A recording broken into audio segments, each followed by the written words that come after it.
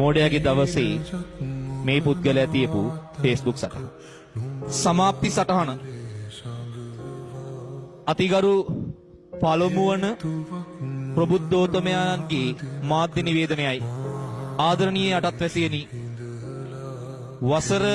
පුරා වසර ගණනාවක් මා විසින් මෙකී රාජකීය ධූරයේ භාරදූර කාර්යයන් නොපිරිහෙලා ඉටු කරමින්ද නේක විඳ භෝජන සහ පානයන් භුක්ති විඳිමින් ඔබ සැම පිනවමින් මහත් වෙහෙසට පත්ව ඇති වග ඔබට දන්වනු කැමැත්තෙමි.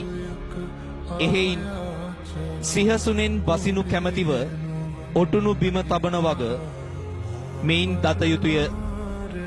මෙතෙක් ආ ගමන් මග යලි හැරී නොබලමි. ඒ තරම් ලස්සනයි. තොපි විසින් මා වෙත දක්වන ලද ආදරයට, කරුණාවට අරකට මේකට පෙරලා උම්ම දෙමි. ස්තුතියි පින්. අද පටන් පළමුවන ප්‍රබුද්ධෝත්තමයාණන් වන මා විශ්‍රාම සුවයට පත්වන වගත් ඉදිරියේදී පත්කොට දක්වනු ලබන මාගේ අනුප්‍රාප්තික රජවරුන් වහන්සේ සමග තුටින් විසිය යුතු අතර එකී රාජාභිෂේකය මගුලට තොපි සියල්ලන්ට ආරාධනා කරන බවත් දන්වමි. ප්‍රබුද්ධෝත්තමයන්ගේ කතාමාලාව නිමි. ස්තුතියි. බුබුදු පිගේරා හෙවත් උදේශ් බුබුදු පිගේරා.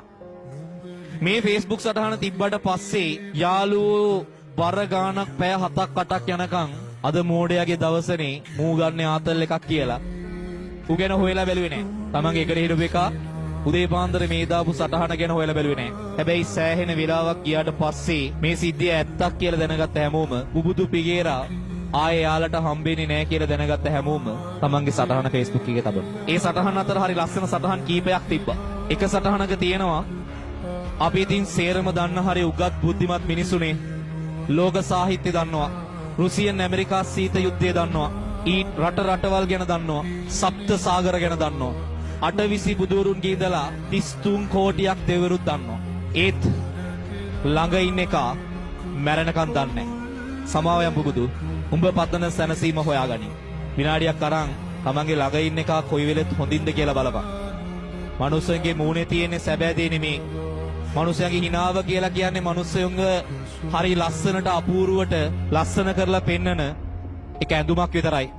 හැම මනුස්සයම හිනා වෙන්නේ තමන්ගේ සතුටටම නෙමේ. තමන්ගේ මූණෙන් පෙන්නන හිනාව ඇතුලේ හැංගිලා තියෙන දේවල් ගොඩක් තියෙන්න පුළුවන්. ඒ නිසා තමන්ගේ වටේ ඉන්න මනුස්සයෝ ගැන හොඳ සැලකිලිමත්ව ඉන්න පුතේ. නැති වුණාට පස්සේ අඬන එකවත් කියවන එකවත් දුක් වෙන එකවත් නෙමෙයි වෙන්න ඕන. තමන්ගේ වටේ ඉන්න සර්කල් එක තමන්ට වැදගත්. යාළුවෝ වෙනයි, ළඟ උන්නුන් වෙනයි, අඳුරනුන් වෙනයි, බොක්කේ හදවතට කතා කරනුන් වෙනයි. තමන්ගේ සර්කල් එක ඇතුලේ තමන්ගේ හදවත අඳුරන කෙනෙක්ව තියාගන්න. තමන්ගේ මූණට රැවටෙන කෙනෙක් නෙවෙයි.